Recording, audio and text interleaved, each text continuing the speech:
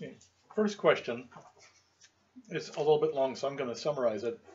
And basically, when you have a parish that caters to multiple languages, what do you do when the parents are speaking the foreign language primarily, don't understand when things are being presented in English? How do you get the parents to participate in the catechesis of their primarily English-speaking children? Pentecost. That's one of the challenges, is to try and find, for example, now that we have the Ukrainian and the English version of this, it would be easy for me, since I don't speak Ukrainian. My wife does, and she can read it, but it's easy for me to then find the topic in here that I want to cover, and then go, because everything matches up number-wise perfectly between the two books, and then I can go and find the Ukrainian version of what, and thank God I have a Ukrainian-speaking wife, because then I can use her to be an intermediary between me and the parents, if and when that situation arises. So, and there are a limited number of Ukrainian language materials available, but for me to actually go and find them, I have to rely on somebody who speaks Ukrainian to help me zero in on the proper materials. But it can be done, but it's more work, which is part of my role. So. Right. In the Antiochian Archdiocese, anyone that would have children of childbearing age would be able to speak English. So we really would not have that problem. Okay. Now, we do have some catechetical material that in Arabic that comes from Syria and Jordan and Lebanon and so on, and that is available for older people and so on. And in a parish like mine, St. George's Antiochian Orthodox Church, we do have a sizable Arabic population. So it would make sense that we do have an Arabic-speaking priest. Okay. My former parish in Brooklyn, New York, was a typical American parish, although people spoke Arabic. Everyone was so Americanized that there was no problem. So what our bishop has done, it would be to assign an Arabic priest to a parish if they were really that Arabic, and so on and so forth. And there are a few that we have like that. Okay. Okay. The others are interchurch. First of all, someone asks, what are the differences, I assume especially on this particular topic, between Eastern Catholic and Orthodox? I would say there's actually very little difference in terms of attitude and goal, as well as how we see. You saw the similarity between what Father George said and what I was saying in terms of the need for whole parish catechesis.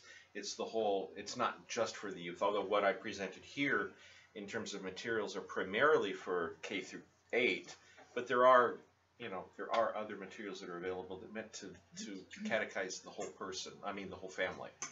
So differences, I don't think all that much personally, but Father George may identify. Well, as far as what we did talk about, I would say that there are no differences.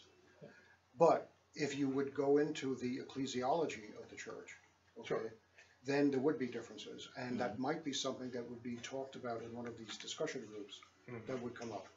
And then we would have to talk about the notion of, papal primacy and so on and so forth, and, the role of the episcopate between, and so on. So, but in a very practical way, I would say that probably would not be, except for a few people who would have a question about that, it would not be a major issue.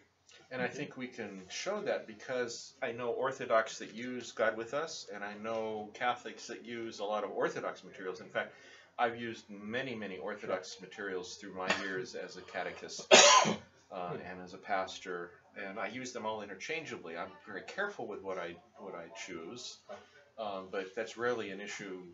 If I come across a topic such as papal primacy, I'll see how the two sides view it, and that's, as Father George said, that's an opportunity for discussion and dialogue. So. Okay. And the last one we only got 3 of them this time. And this is mostly for you, Father James. Does the Latin Church help the Eastern Catholics at all in Eastern catechesis, either now or potentially in the future?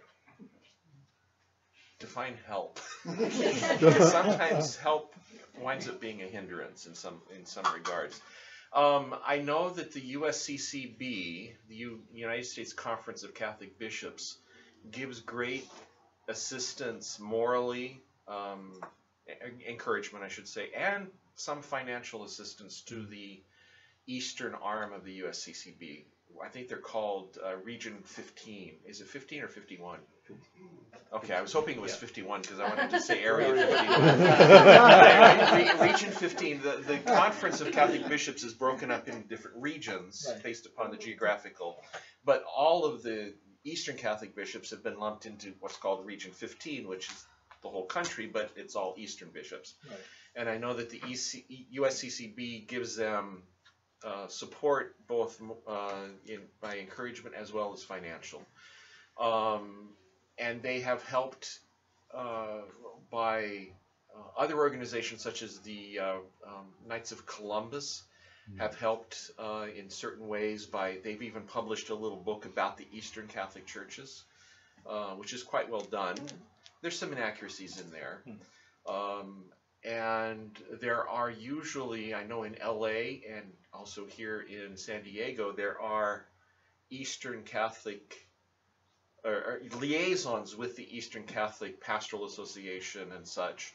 There's a Father Alexei Smith, who's the ecumenical officer of the LA Archdiocese. He's a Russian Catholic priest. So there's that opportunity for some cross-pollination there. And he, because of his role as ecumenical officer, has a great influence in the LA Archdiocese in that regard. So that's actually going the opposite way, right, where we are influencing the Roman Church. There have been offers of help, such as with the catechetical materials, but that's really against the wishes of our bishops, who've said this is what we should be using. And like I said in my presentation, we are still fighting battles in certain locations about use, changing over to use our materials rather than a source of materials that they're used to using for years and years. So, Father George, from your standpoint, has the Latin Church been of any particular help to the Orthodox in terms of catechesis? In terms of catechesis, no. There's no direct interaction. Monsignor Dennis Michelanis here is one of our founding chaplains and has been very helpful to the Society of St. John Chrysostom. You want to consider making a connection between the society and catechesis, then indirectly, yes. And Father Alexei Smith up in Los Angeles too. And of course, in the National Society, you have Jack Fogg-Fiegel, and then you have the Orthodox and the Roman interaction that takes place in a university setting. So, but as far as actual texts and then on a parish level, I would say no, there's nothing. And often the Roman Church has the advantage of numbers that we don't have. Yeah. And so some of their models of catechesis really don't fit in an Eastern parish or an Eastern diocese. And sometimes their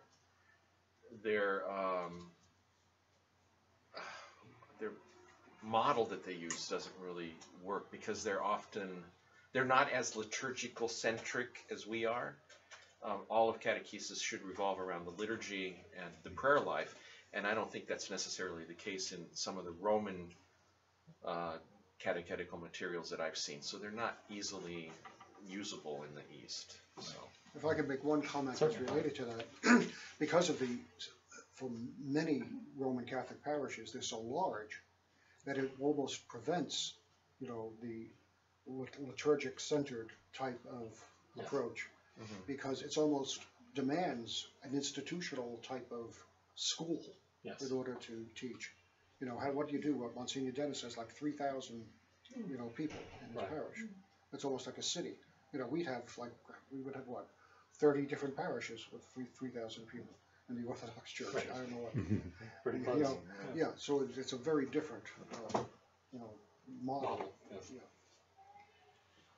Okay, in wrapping up this topic, I'd just like to tell you about something that came to me while I was listening and praying to during the presentations. Being an engineer, I think in engineering terms, and the model of a road came to me. The bottommost layer of a road, like the bottommost layer of the church in terms of our growth as the children, is the sand. Then you have the gravel and the larger rocks, and finally the hard surface of the road. As was pointed out in the presentations, if we only pay attention to children in catechesis rather than to the entire church, what we essentially get on our road to the kingdom is a sandbox. Has anybody ever tried to walk in dry sand? It's difficult. Okay? We need to build up the road, which we are, to help everyone make it to the kingdom of Christ. Thank you. People of the past. I told Mark, Mark told me that before this. I said, that's a good analogy. You encouraged me to talk about it a little bit, so I did. So, All right, thank you. All right, we can begin our business meeting, okay? It should not be too long.